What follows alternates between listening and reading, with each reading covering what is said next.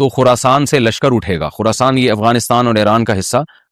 اس علاقے کو نبی صلی اللہ علیہ وسلم کے دور میں خراسان کہا جاتا ہے, جس میں قندھار بھی آتا ہے, ایران کا بھی حصہ آتا ہے اس میں. تو یہاں سے لشکر اٹھے گا, مجاہدین لڑیں گے, بہت بڑی تعداد میں دنیا میں جہاد ہوگا, کیونکہ مسلمان ظلم کی چکی میں پس کے تنگ آ چکے ہوں گے, اور لڑتے لڑتے حدیث میں آتا ہے اتنی بڑی بڑی لڑائیاں ہوں گی کہ 1/3 مسلمان شہید ہو جائیں گے اس میں, 1/3 مجاہدین جو لڑنے والے ہوں گے, اور 1/3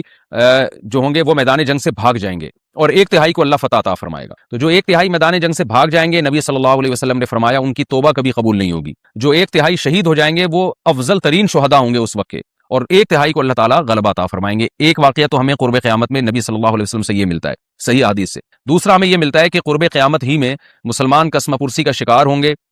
تو تلاش کریں گے حضرت مہدی کو, کیونکہ حضرت مہدی وہ شخصیت ہیں جن پہ تمام نیک لوگ جمع ہو جائیں گے اور وہ مسلمانوں کی میدان جنگ میں کمانڈ کریں گے, جہاد میں کمانڈ کریں گے. تو ان کو بیت اللہ میں تلاش کیا جائے گا.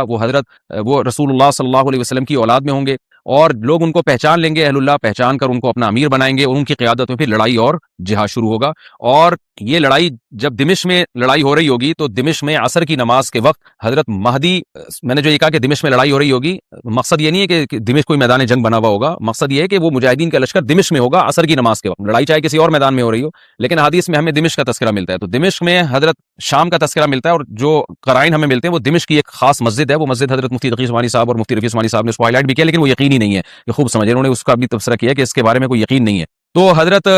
مہدی عصر کی نماز پڑھا رہے ہوں گے, لوگ امامت میں آپ کے پیچھے کھڑے ہوں گے, یہاں تک کہ مسجد کے مینار پر, آج بھی وہ مینار موجود ہے جس کے بارے میں غالب گمان ہے کہ یہ وہ مینار ہے جہاں حضرت عیسیٰ علیہ السلام نازل ہوں گے, غالب گمان کے درجے میں کہا جا سکتا ہے, ورنہ پھر اسی کے اڑوس پڑوس میں کوئی مسجد ہوگی.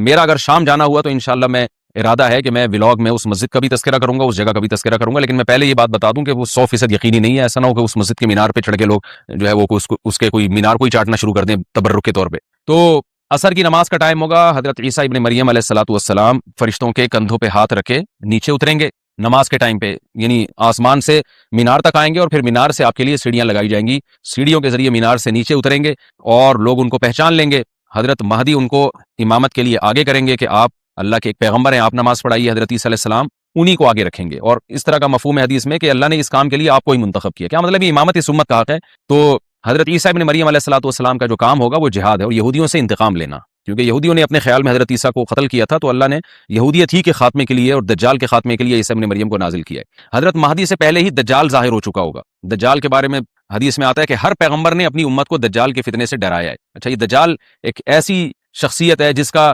یہودی انتظار ہم سے زیادہ کر رہے ہیں, کیونکہ یہودی اس کو اپنے لیے نجات دہندہ سمجھتے ہیں, جبکہ حدیث میں آتا ہے کہ دجال کانا ہوگا اور اس کا خدائی کا دعویٰ ہوگا, اس کے پاس کچھ ایسی طاقتیں ہوں گی کہ مردے کو زندہ کر دے, زندہ کو مار دے, ایک طرف اس کے باغ ہوگا, ایک طرف اس کے آگ ہوگی, جو اس پر ایمان لائے گا اس کو باغ میں داخل کرے گا, اور جو اس پر ایمان نہیں لائے گا اس کو آگ میں داخل کرے گا. اور رسول اللہ صلی اللہ علیہ وسلم نے فرمایا اس کی جو آگ ہے حقیقت میں وہ جنت کا باغ ہوگا, اور اس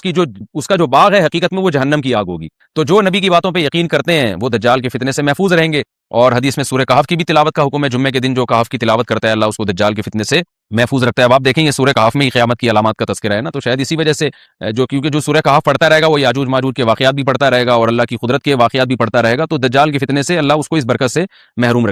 بچا کے رکھیں گے, فتنے سے محفوظ رکھیں گے. تو وہ ایسی طاقتیں دکھائے گا, بے وقوف لوگ اس پہ ایمان لے آئیں گے. حدیث میں آتا ہے کہ کانا کبھی بھی خدا نہیں ہو سکتا, نہیں اس کی تو ایک آنکھ ہوگی نہیں, لیکن بے وقوف لوگ اس کے یہ کچھ ظاہری کمالات دیکھیں گے, یہ نہیں دیکھیں گے کہ یہ تو شکل بھی اس کی اچھی نہیں ہے, یعنی خدا کم از کم جمال والا ہوتا ہے نا, یہ تو ہے بھی کانا, اور اس کے بڑا بڑا کافر بھی لکھا ہوا ہوگا واضح طور پر, جس سے پتہ چلے گا. لیکن احمق اور بیوقوف لوگ جیسے روحانی عاملوں کے کچھ شعبے دیکھ کر ان پہ سے متاثر ہو جاتے ہیں نا, روحانی عاملوں کے شعبے دیکھ کے, تو ایسی دجال کے شعبے دیکھ کے متاثر ہوں گے. تو بہت لوگوں کو, خلقت کو, بہت بڑی امت کو گمراہ کرے گا دجال. اہل اللہ کو اللہ تعالیٰ اس کے فتنے سے محفوظ رکھے گا. پھر حضرت عیسیٰ ابن مریم جب نازل ہوں گے تو وہ دجال کو قتل کریں گے. حدیث میں آتا ہے کہ نیزے کے ذریعے گھوڑے پہ بیٹھ کے قتل کریں گے. علماء نے اس حدیث کا دو مطلب بیان کیے ہیں کہ یا تو اس کا مطلب یہی ہے کہ واقعی گھوڑے پہ بیٹھیں گے, نیزہ استعمال کریں گے, اور زمین جو ہے وہ اتنی پہلے اس سے جنگیں ہو چکی ہوں گی کہ لوگ دوبارہ تلواروں گھوڑوں کی طرف آ جائیں گے. اس بات کا امکان ہے, ہر ملک ایٹمی طاقت بن چکا ہے, تو اگر یہ ایٹم بم سارے ملک آپس میں چلا دیں تو ہم دوبارہ گدے گھوڑوں والی زندگی پر آ جائیں گے, ٹیکنالوجی ساری تباہ برباد ہو جائے گی, انسان کی ترقی. تو اس بات کا بھی امکان ہے کہ کوئی اس سے پہلے ہو سکتا ہے کوئی ایسی جنگ عظیم ہو کہ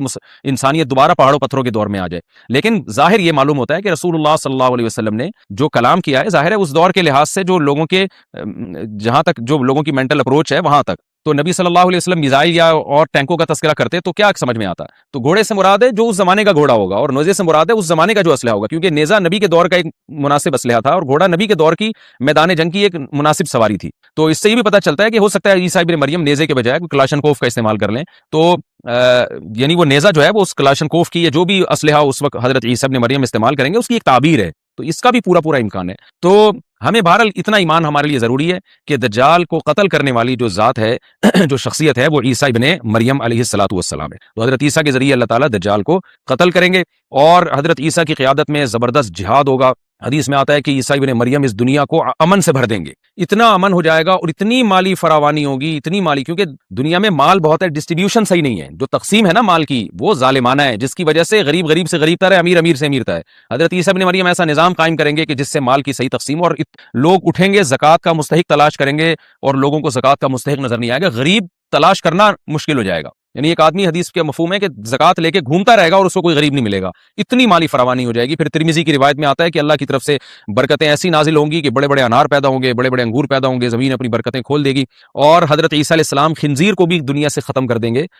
خنزیر کی نسل کو ختم کر دیا جائے گا، وَيَضَعُ الْجِزْيَةَ، اور جزیہ کا نظام ختم، اما الاسلام و اما السیف، یا تو تلوار یا اسلام، اس کے علاوہ نہیں۔ تو نبی صلی اللہ علیہ وسلم کو اللہ نے جس مقصد کے لیے دنیا میں بھیجا تھا اس مقصد کی جو تکمیل ہے وہ عیسیٰ ابن مریم کے ذریعے۔ باقی اس میں حکمتیں کیا ہیں اس پر میرے الگ سے بیانات موجود ہیں کہ اللہ نے حضرت عیسیٰ ابن مریم کا انتخاب کیوں کیا اس کام کی تکمیل کے لیے، اسی امت میں کوئی کیوں منتخب نہیں کر لیا، یا یہ کہ پیغمبر صلی اللہ علیہ وسلم ہی کے ذریعے پوری دنیا میں اسلام کو غالب کر دیا جاتا، اس میں کیا حکمتیں ہیں، اس پر میرے الگ سے بیانات موجود ہیں۔ ابھی تو میں کوشش کرتا ہوں کہ تفسیر سے میں جو ٹو دا پوائنٹ بات ہے اس سے یہاں اس لیکچر میں نہ ہٹوں۔ تو اسی وقت میں حضرت عیسیٰ ابن مریم اس کو یاجوج ماجوج کو قتل کریں گے اور دنیا انصاف سے بھر جائے گی، اور اللہ تعالیٰ نے جو پیغمبروں کو دنیا میں بھیجا تھا اس کا مقصد کیفیت اور کمیت دونوں لحاظ سے حاصل ہو جائے گا۔ اس کے بعد پھر آہستہ آہستہ دنیا میں زوال شروع ہوگا، اور پھر جب پوری دنیا کے لوگ زوال کا شکار ہوتے ہوتے کفر کی طرف جائیں گے، گناہوں کی طرف، اور حدیث میں آتا ہے جب تک ایک شخص بھی اللہ کا نام لینے والا ہوگا اس دنیا پر قیامت نہیں آئے گی، یہاں تک کہ آخری شخص جب دنیا سے اٹھے گا جو اللہ کا نام لیا کرتا تھا، تو اس کے بعد اللہ تعالیٰ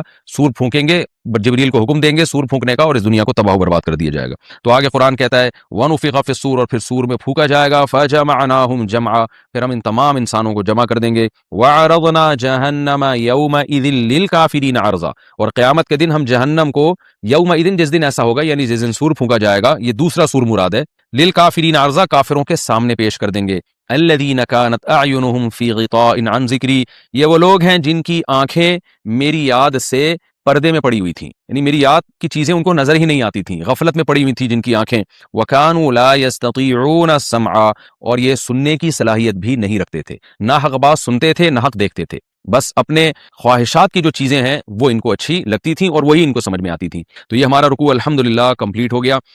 اس رکوع میں ہمیں بہت سارے اسباق ملتے ہیں، میں نمبر وار اس کو مختصراً بیان کر دیتا ہوں۔ پہلی بات تو یہ کہ دیکھیں اللہ تعالیٰ نے کیسے کیسے بادشاہ دنیا میں بھیجے ہیں اور کتنے پاورفل بادشاہ۔ حضرت ذوالقرنین کا نام ہی قرن والا، دو کناروں والا، زمین کے بہت بڑے حصے کو حضرت ذوالقرنین نے فتح کیا، اور اللہ کے نیک بندے کیسے اللہ کے راستے میں لڑتے رہے ہیں۔ تو یہ جو لوگ بیٹھ جاتے ہیں نا بس عبادت کرو اور لڑائی وڑائی اسلام میں ہے ہی نہیں، یہ دنیا میں کوئی بھی عقل مند اس نظریے کا حامی نہیں ہوگا۔ تو طاقت اور قوت کی اسلام میں بہت زیادہ اہمیت ہے۔ اس سے ہمیں یہ بھی پتہ چلتا ہے کہ اپنے ملک کی، خاص طور پر اسلامی ملک کی جو فوجی قوتیں ہیں، جو فوجی طاقتیں ہیں، ان کی ہمیں قدر کرنی چاہیے، کیونکہ اگر کوئی بھی ملک عسکری لحاظ سے کمزور ہو جائے، کیونکہ اللہ تعالیٰ تو جو عسکری لحاظ سے طاقتور قومیں تھیں اللہ نے ان کا کتنا تذکرہ کیا، ہاں وہ اللہ کے باغی نہ ہو۔ تو اسلامی ملک میں کوئی بھی اسلامی کنٹری ہے، چاہے سعودی عرب ہے، چاہے پاکستان ہے، چاہے ترکی ہے، کوئی بھی اسلامی کنٹری ہے، اس کی فوج کی قدر کرنی چاہیے، کیونکہ اسی کی وجہ سے ملک کا بارڈر محفوظ ہوتا ہے۔ اگر مسلمان عسکری لحاظ سے کمزور ہونا شروع ہو جائیں تو کافر ہمیں گاجر مولی کی طرح کاٹنا شروع کر دیں، اسلام دشمن قوتیں ہمیں کھا جائیں، ختم کر دیں ہمیں کھا کے۔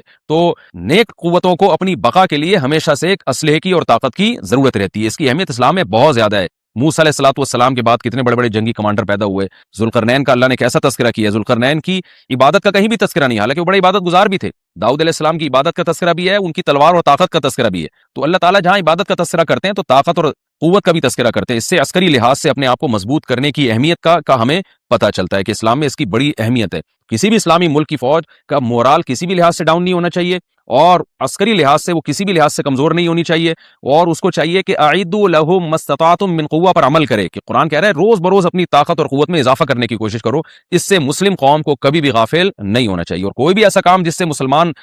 قوتیں اور طاقتیں کمزور ہونا شروع ہو جائیں، اس کام سے ہمیں بچنا چاہیے۔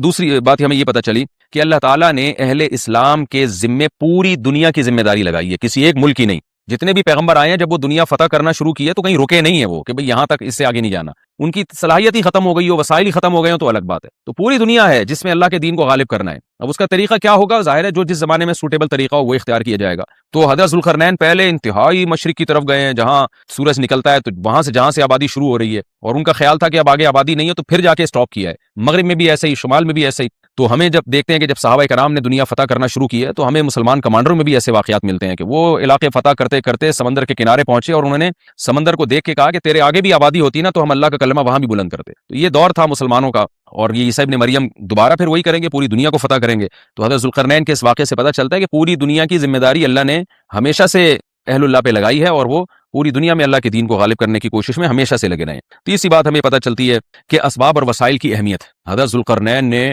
جب اتنا پہاڑوں کے بیچ میں اتنا یعنی لوہے کی پلیٹیں لگا کے، تانبا پگھلا کے آہنی دیوار بنائی ہے تو خوش ہوئے ہیں، ھذا رحمت من ربی، یہ میرے رب کی رحمت ہے۔ تبھی تو اللہ کا شکر ادا کیا نا، خوشی پہ شکر ادا کیا جاتا ہے۔ تو اس سے یہ بھی پتہ چلتا ہے کہ سائنس اور ٹیکنالوجی، دیکھیں یہ کام ٹیکنالوجی کے بغیر ممکن نہیں تھا۔ تبھی تو اس قوم نے کہا نا ذوالقرنین سے کہ ہم پیسے آپ کو دیں گے، لیکن ہمارے پاس وہ وسائل نہیں ہے، وہ ٹیکنالوجی نہیں ہے ہمارے پاس۔ اور بظاہر ایسا لگتا ہے کہ ان کے پاس لوہا بھی تھا، تانبا بھی تھا، کیونکہ حضرت ذوالقرنین اب یہ تو نہیں ہے نا کہ زمین کے مشرق کی طرف دوبارہ لوہا جمع کرنے گئے ہوں، تو وہیں سے جو کچھ ہوگا نکالا ہوگا۔ تو وسائل اس قوم کے پاس تھے، ٹیکنالوجی نہیں تھی کہ اس لوہے کو اور اس تانبے کو پگھلا کے دونوں پہاڑوں کے بیچ میں پلیٹیں کیسے بنانی ہیں اور ان کو کیسے ان کے بیچ میں تانبا کر کے کہانی دیوار بنائی ہے، یہ ٹیکنالوجی ان کے پاس نہیں تھی۔ تو اس سے ہمیں ٹیکنالوجی کی ویلیو کا بھی پتہ چلتا ہے۔ آج مسلمان اس میں بھی بہت پیچھے چلے جا رہے ہیں اور اس کو مذہب سمجھنا شروع کر دیا ہے، یہ بات بھی غلط ہے۔ حضرت ذوالقرنین نے اتنی طاقت اور قوت کا استعمال کیا اور اتنے زبردست طریقے سے اس وقت جو بھی اس سوٹیبل ٹیکنالوجی تھی اس کا استعمال کر کے دو پہاڑوں کے بیچ کے راستے کو بند کر دیا، اور اس پہ خوشی منائی حضرت ذوالقرنین نے۔ یہ نہیں کہا کہ بھئی